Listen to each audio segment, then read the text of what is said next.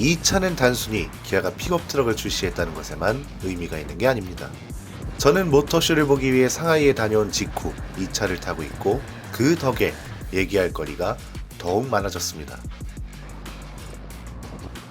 지금 제가 타고 있는 건 기아 타스만입니다. 굉장히 익숙하실 수도 있는데 맞습니다. 상하이에서 귀국하자마자 BPD님의 차를 저희가 뺏어왔습니다. 브리사 픽업까지 갭으로 친다면 기아가 무려 44년 만에 다시 출시한 픽업 트럭입니다. 14년도 아니고 44년 만에 재출시라면 그럴 만한 이유가 있겠죠. 아주 단순하게 생각한다면 KGM의 무쏘칸, 여전히 왜 이런 이름인지는 이해가 잘 안되지만 어쨌든 이 차의 점유율을 뺏어오려고 하는 걸 할 수도 있습니다. 그런데 사실 이건 아주 일부에 불과하다고 할 수 있습니다. 그 전에 이 차가 어떤지 간단하게 살펴보겠습니다. 8단 자동 변속기, 스마트 크루즈 컨트롤, 차로 유지보조 2, 그리고 2.5L 4기통 가솔린 터보 엔진이 달렸고 이 차는 중간 트림인 어드벤처에 4륜 구동과 스타일 옵션만 추가했습니다. 가격은 4,450만원이고 부가세를 환급받으면 거의 4천만원 정도라 보시면 됩니다. 한국에서 이 돈이면 소렌토나 산타페 아니면 무쏘칸을 살 수 있습니다. 사실상 비어있는 시장에 출시된 차라서 경쟁 상대는 하나밖에 없다고 봐도 무방하다는 거죠. 아시다시피 저희는 쌍용차 시절에 액티언 스포츠, 코란도 스포츠, 렉스턴 스포츠, 그리고 최근에 무쏘칸까지 KGM의 모든 픽업 트럭 라인업을 타봤습니다. 무쏘칸과 비교하자면 차의 구성이나 가솔린 엔진이 들어간다는 점, 실내 디자인, 그리고 사용하기 편한 디스플레이, 이런 건 타스만이 더 뛰어납니다. 그런데 의외로 승차감은 최근에 개선된 무쏘칸이 조금 더 나을 수도 있다는 생각입니다. 물론 롤링이나 차체 움직임은 이 차가 더 낫겠지만 픽업 트럭 특유의 덜컹거리는 승차감은 렉스턴 칸이 조금 더 잘 잡아주는 것 같기도 합니다.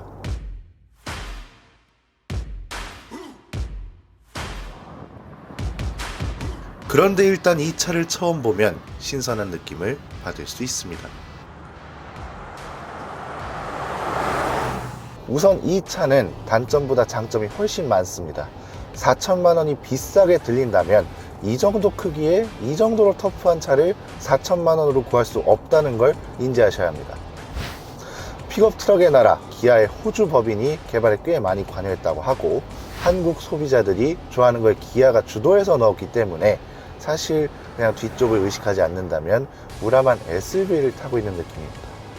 좋네요. 좋습니다.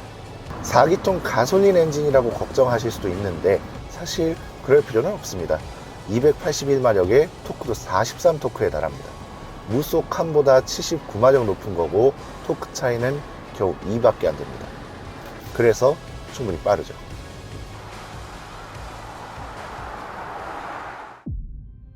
확실한 건 출시된 지 7년이나 된 렉스턴 스포츠보다 훨씬 신선합니다.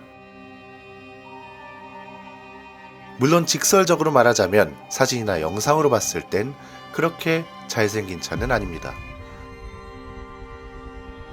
그리고 이 차는 픽업 트럭입니다. 목적이 뚜렷한 사람들이 사는 차고 고속도로 1차로도 달릴 수 없습니다. 그리고 의외로 별로인 게 하나 있는데 이건 차를 잠깐만 타봐도 알 수 있습니다. 잠깐만요. BPD 오토에선 차만 사도 프리미엄 선팅, 유리막 코팅, PPF까지 전부 무상시급 36만 유튜브 BPD라 믿을 수 있으니까 상담만 받아도 매달 수십만원 절약할 수 있습니다. 비교 견적, 복권권 세트, 차종 추천까지 전화 한 통이면 끝! 자동차 살 땐 BPD 오토 꼭 기억해주세요. 의외로 가장 짜증나는 게 이 버튼들입니다. 이건 물리 버튼 같이 생겼지만 터치 버튼인데 여기에 뭐 텀블러를 두고 커피를 마시거나 여기 있는 화면을 조작할 때 가끔씩 이 버튼들에 손이 닿아서 눌려버립니다. 그리고 여기에 있는 이 공조장치 디스플레이는 핸들이 거의 3분의 2를 가려서 있으나마나 하고요. 지금 제 시선에선 조수석 설정 온도 정도만 보입니다. 여기 이렇게 감성 충만한 버튼들이 있는데 굳이 이걸 넣을 필요가 있었을까요? 무쏘칸도 실내가 꽤 많이 바뀌었고 물리 버튼도 있기 때문에 픽업 트럭을 좋아하는 소비자의 시선에서 본다면 의외로 실내가 타스만이 압도적이라고 하긴 어려울 것 같습니다. 다만 저는 소비자의 범위가 중요하다고 생각합니다. 무쏘 칸도 레저용 차라는 점을 꽤 많이 강조하긴 했지만 지금으로서는 타스만이 좀 더 레저용 차에 가까운 것 같습니다. 여기서 말하는 레저용이라는 건 말 그대로 도심 주행이 대부분이긴 하지만 가끔 도심 외곽으로 놀러 갈 때 기분 내기 좋은 차로는 타스만이 좀 더 좋다는 거죠. 우람한 차체에 주행하는데도 불편함이 없고 지금까지 없었던 기아의 신차라서 사람들의 시선도 자동으로 따라옵니다. 슈퍼카가 아닌 이상 신형을 이길 수 있는 구형이 픽업 트럭 중에는 없을 겁니다.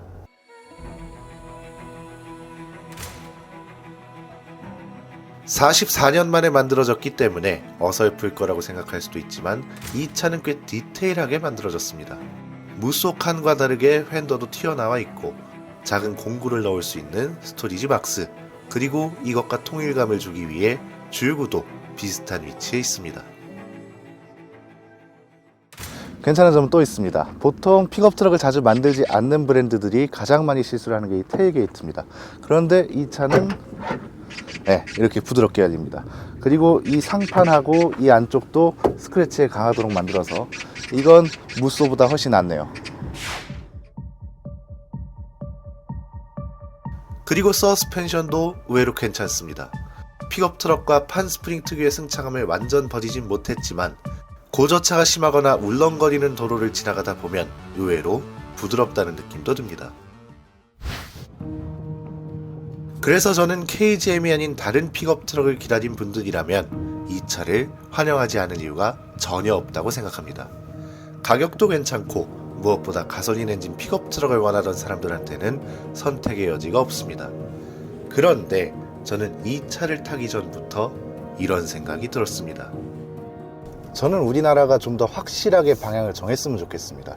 바로 이틀 전에 상하이에서 귀국을 했는데 솔직히 말하면 차이가 굉장히 큽니다. 상하이에선 이제 내연기관차를 보기 힘들고 택시를 잡으면 90%의 확률로 전기 택시가 잡힙니다. 심지어 처음 들어보거나 어떻게 발음해야 하는지 모를 브랜드의 전기차인데도 모두가 놀랄 정도로 적어도 눈에 보이는 디자인이나 앉아서 타보면 바로 느껴볼 수 있는 승차감, 소재, 모든 게 굉장했습니다. 이건 중국이 뛰어나다고 말하고 싶은 게 아닙니다.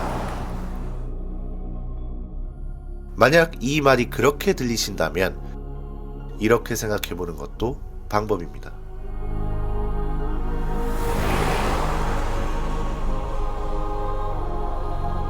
그냥 아주 쉽게 말하자면 우리나라의 도로 풍경은 미국과 굉장히 비슷합니다. 여전히 내연기관차가 많고 전기차는 테슬라나 현대기아차 몇 종 정도가 보입니다. 여전히 신차 판매량에서도 내연기관차나 하이브리드 차가 압도적입니다. 미국에서 잘 팔리는 것도 여전히 내연기관차나 하이브리드 차입니다. 즉, 잘하는 걸 더 잘할 수 있게 해주거나 그게 아니라면 새로운 걸 빠르게 개발해서 따라갈 수 있게 해줄 필요가 있지 않냐는 겁니다. 기업의 방향이든 정부의 정책이든 모든 걸 말하는 겁니다. 애초에 공산국가인 중국보다 한국의 자율주행 규제가 더 엄격하다는 것도 코미디 아닌가요? 중국은 테슬라의 FSD가 되지만 한국은 안 됩니다. 자동차 선진국이고 세계 3위 자동차 기업을 보유한 나라가 왜 아이러니하게도 이런 걸 여전히 규제하고 있는지 이해가 안 된다는 겁니다. 적어도 중국 도로보다 우리나라 도로가 운전하기는 훨씬 편합니다. 신선한 충격이 아직 가시지 않은 상태에서 굉장히 미국스러운 차를 타고 있어서 그런지는 몰라도 유독 그런 생각이 더 드는 것 같습니다.